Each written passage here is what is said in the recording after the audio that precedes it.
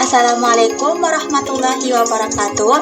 Perkenalkan, nama saya Atira Putri Amalia dengan nomor NIM 2114070109 dari kelas PGM IC Fakultas Tarbiyah dan Keguruan UIN Imam Bonjol Parang. Adapun mata kuliah saya yaitu Islam dan Budaya Minangkabau. Hari ini saya akan menceritakan keunikan di daerah saya yaitu Kota Sungai Penuh, Kabupaten Kerinci, Provinsi Jambi.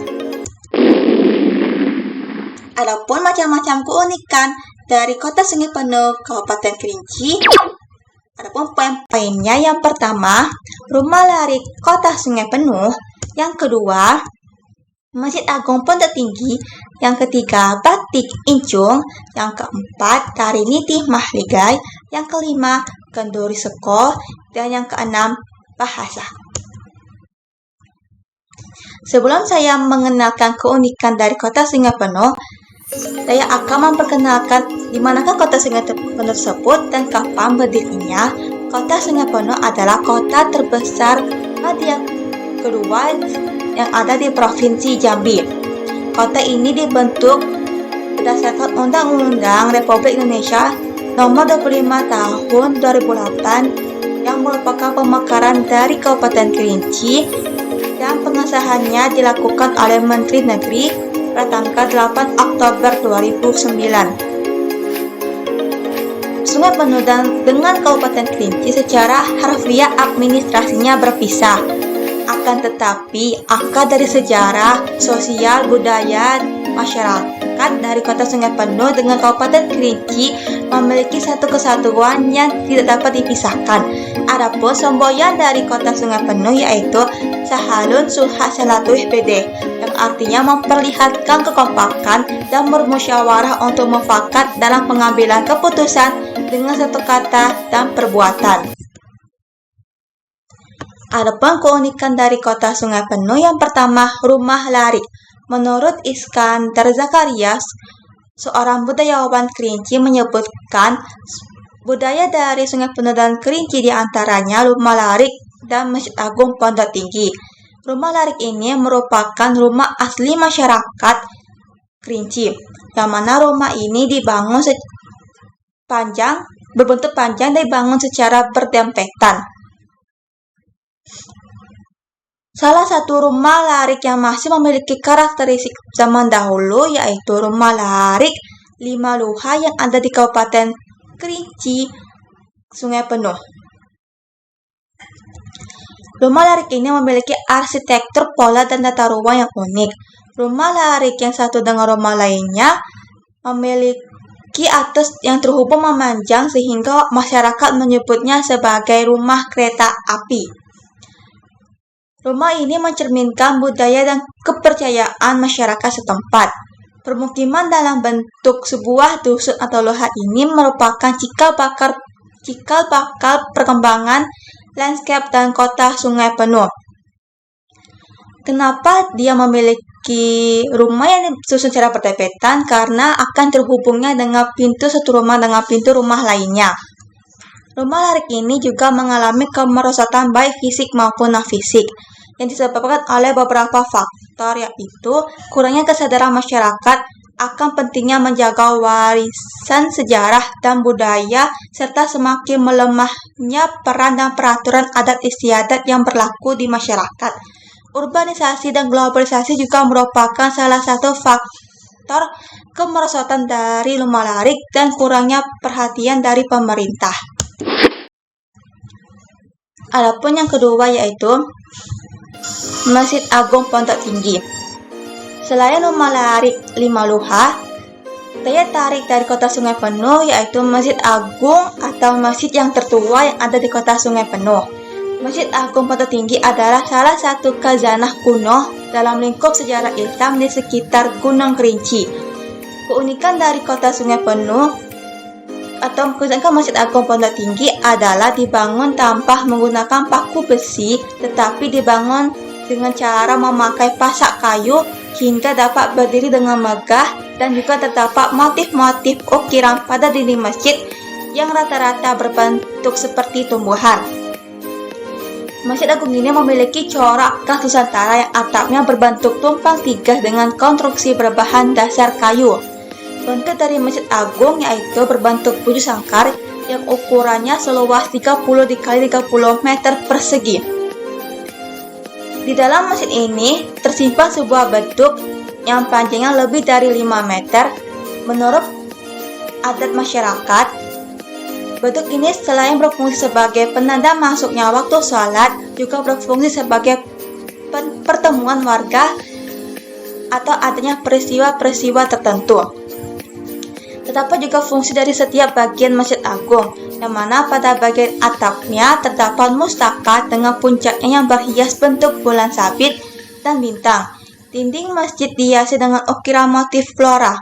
Pada beberapa bagiannya terdapat kisi-kisi yang berfungsi sebagai tempat masuknya aliran udara. Di setiap sudut dinding ada hiasan bermotif sulur-suluran. Lantai masjid ini khususnya pada ruangannya yang dipakai sebagai tempat sholat terbuat dari ubin. Selanjutnya yaitu batik incung. Batik adalah salah satu dari wujud kebudayaan. Hal ini disebabkan karena batik Indonesia merupakan suatu keseluruhan teknik, teknologi, serta pengembangan motif dan budaya yang terkait. Kota Sungai Penuh merupakan salah satu kota penghasil batik di Indonesia. Kota Sungai Penuh sebagai pusat pengembangan kerajinan batik incung. Batik incung di Kota Sungai Penuh digunakan oleh masyarakat sebagai aset ekonomi dan identitas budaya. Batik incung adalah batik khas Kota Sungai Penuh yang menjadikan aksara incungnya sebagai motif batiknya. Hal ini dikarenakan masyarakat Kota Sungai Penuh memiliki rasa bangga terhadap batik sebagai suatu yang indah untuk dijadikan sebagai karya seni. Motif batik aksara incung menjadikan batik incung di Kota Sungai Penuh memiliki keunikan dengan mengembangkan kearifan lokal masyarakat setempat.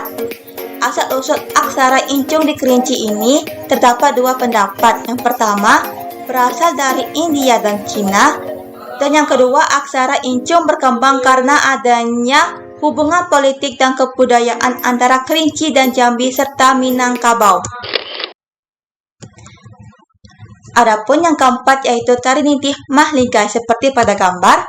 Tari nitih ini merupakan salah satu dari jenis tarian yang masih berkembang di desa Siula. Tarian ini para perempuan melakukan tarian ekstrim seperti menari di atas api, menginjak pecahan kaca, menari di atas putih telur, dihunus dengan pedang, tetapi hal-hal tersebut tidak menimbulkan bekas sedikitpun.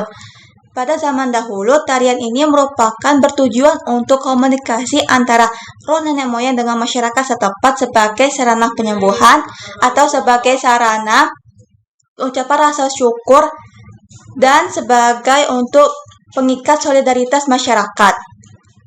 Tarian ini diselenggarakan pada acara-acara penting seperti perayaan hari besar, pertemuan tamu penting, kepariwisataan, dan sebagainya.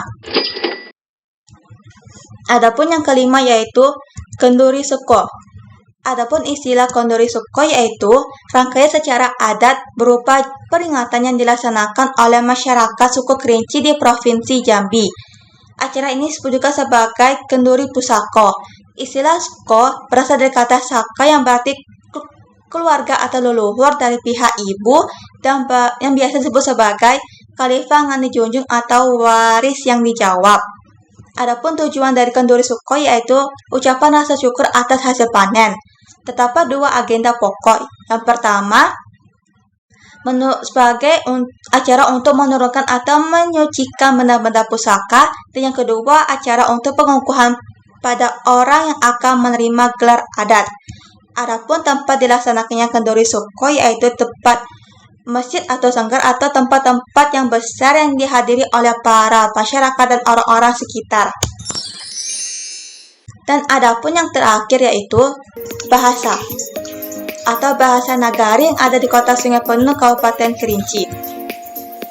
Bahasa Kerinci termasuk memiliki banyak dialek, lebih kurang 130 dialek yang ada di wilayah Kabupaten Kerinci dan Kota Sungai Penuh.